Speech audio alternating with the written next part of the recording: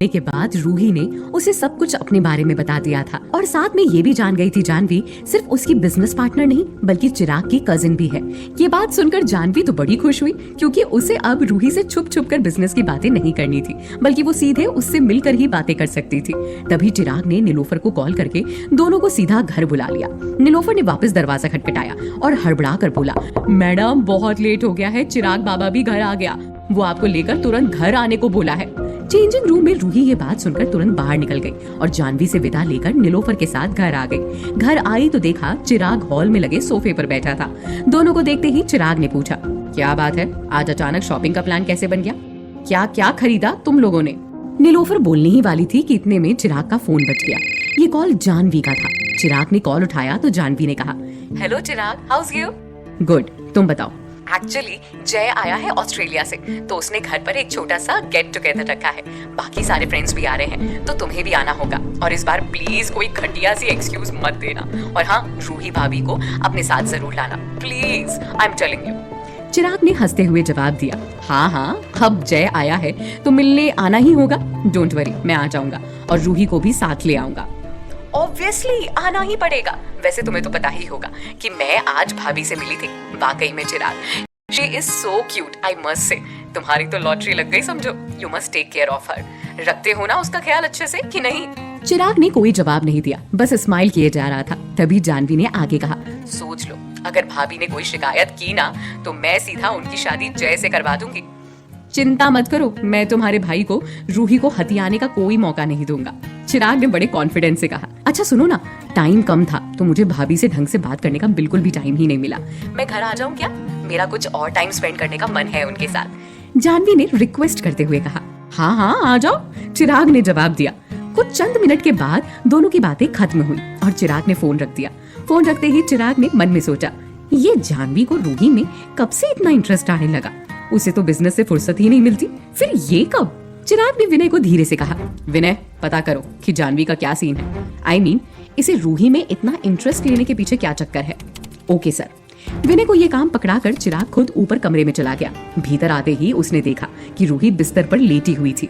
आज वो काफी थकी हुई दिखाई पड़ रही थी। चिराग भी बिस्तर के एक साइड जाकर लेट गया। अचानक पता नहीं उसके मन में क्या आया, उसने अपनी उंगलियां हल्के से रूही के गाल पर फिरा दी। चिराग का अचानक से ऐसा करने से रूही एकदम खौफ में आ गई थी। उसने झटके से अपना चेहरा हटा लिया। उसने तुरंत पूछा, तुम मुझे क्यों छू रहे हो? बैड बॉय हो क्या तुम? गलती से हाथ चला गया, मैं देख नहीं सकता ना, इसीलिए गलती हो गई, चिराग ने कहा। रूही को यह जवाब बड़ा ही अजीबोगरीब लगा, मानो उसे इस बात पर बिल्कुल भी भरोसा नहीं हुआ हो। उसने कहा, मैं तो सो रही हूँ, मुझे निन्नी करनी है, और दूसरी तरफ पलट गई। चिराग उसके इस फालतू के नाटक पर मन ही मन हंस रहा था। उसने अपनी हंसी दबाते हुए कहा, मैंने सुना आज तुम जानवी को मिली थी मॉल में। रूही को पहले तो थोड़ा अजीब लगा, नीलोफर ने इसे बता तो दिया था सब, फिर ये वापस मुझसे वही बात क्यों पूछ रहा है? लेकिन उसने अपना बचकानापन दिखाते हुए कहा, जानवी कौन है? ये सोनपरी की बेबी है, दिखाओ ना मुझे। हाँ, उसके भी छोटे छोटे विंग्स हैं, जैसे सोनपरी के हैं ना वैसे ही।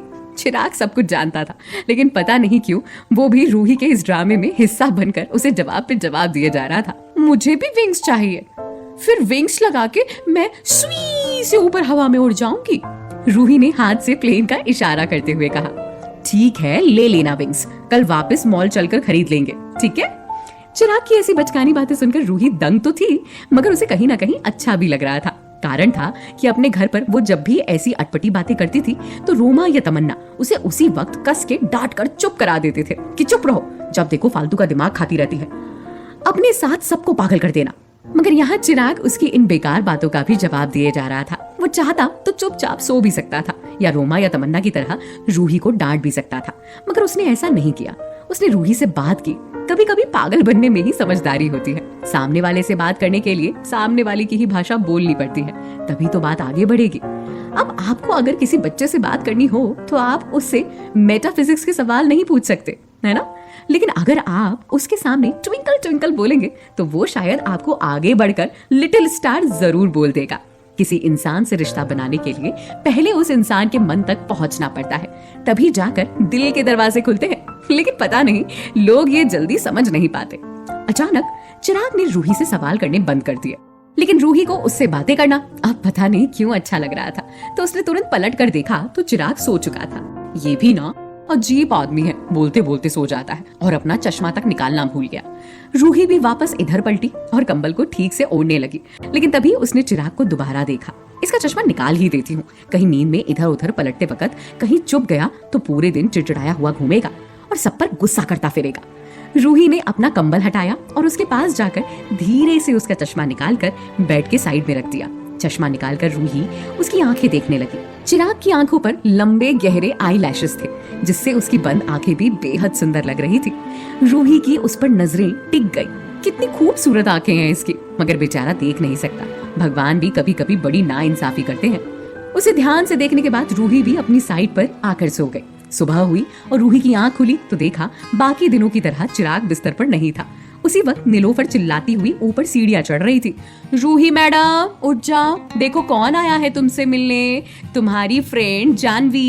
ये बोलते बोलते नीलोफर ने उसके कमरे के पास जाकर दरवाजा खोल दिया। रूही मन में सोचने लगी, जानवी क्यों आई है, आज क्या काम है। वो तुरंत बिस्तर से उठी और बिना पैर में चप्पल डाले ही कमरे के बाहर जाने लगी। अरे मैडम आराम से, गिर गया तो मुसीबत हो जाएगा। चिराग कमरे के बाहर ही उससे टकरा गया। ऐसे बिना चप्पलों में कहाँ जा रही हो? नीलोफर इसकी चप्पल लाओ, पहनाओ इसे पहले।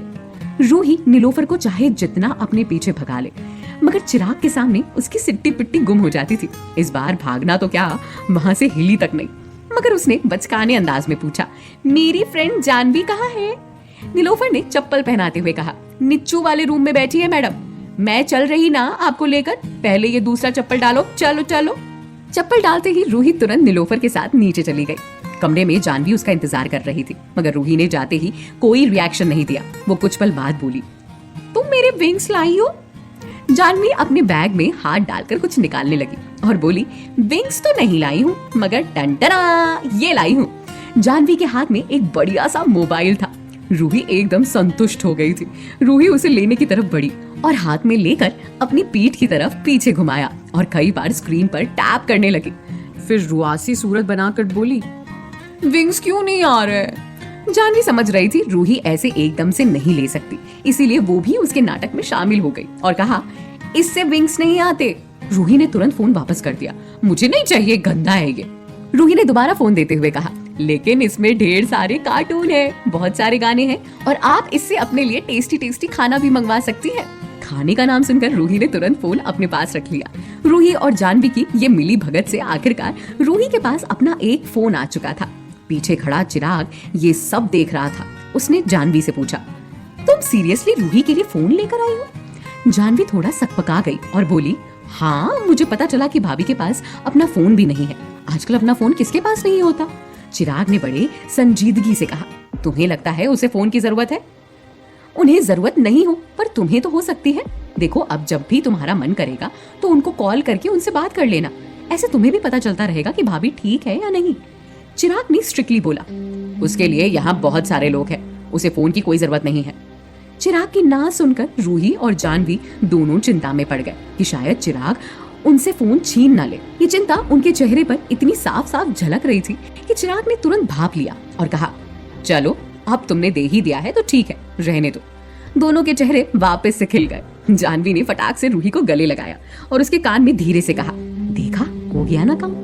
रूही ने कोई रिएक्शन नहीं दिया क्योंकि चिराग वहीं खड़ा था। वो गलती से भी कोई रिस्क नहीं ले सकती थी। जानवी ने वापस चिराग से पूछा, सुनो, मैं इसे अपने साथ बाहर ले जाऊं? बिल्कुल नहीं। बिना एक भी पल की देरी लगाए चिराग ने कहा। जानवी इस बात पर भड़क कर बोली, तुमने इनसे शादी ही की है या इन्हें अपना गुलाम बनाकर लाए हो? हर चीज के लिए पहले ना कर देते हो। कुछ दो तो नहीं, कहीं ले जाने को कहो तो नहीं। कम ऑन, ये ओवर प्रोटेक्टिव होने के चक्कर में उनका फन मत खराब करो प्लीज। चिराग ने मजाक में हंसते हुए कहा, मैं ओवर प्रोटेक्टिव नहीं, तुम ओवर फ्रेंडली हो रही हो।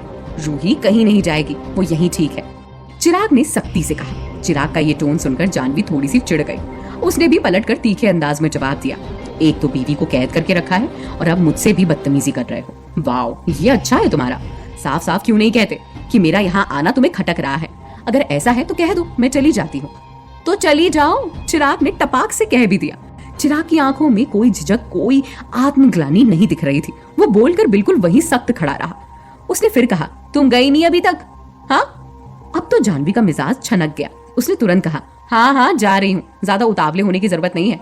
नहीं, अगर तुम सोच रही हो कि मेरी गाड़ी तुम्हें ड्रॉप करेगी तो यू आर मिस्टेकन, तुम्हें खुद जाना होगा। चिराग लगातार उसकी चिढ़ को और हवा दे रहा था। इस बार जानवी से रहा नहीं गया।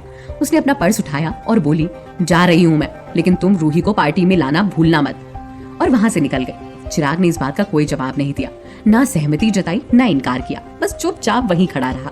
फिर एकदम से रूही के पास आया, अपना हाथ आगे किया और बोला, फोन दो इधर। क्या चिराग रूही से उसका फोन छीन लेगा? क्या चिराग जानवी और रूही के बीच पक रही इस खिचड़ी का पता लगा पाएगा? आप लोगों को क्या लगता है, क्या होंगे इन सभी सवालों के जवाब? कमेंट बॉक्स में कमेंट करके जरूर बताएं और सभी सवालों के जवाब जानने के लिए सुनते रहिए अंधाधुन इश्क, सिर्फ पॉकेट FM पर।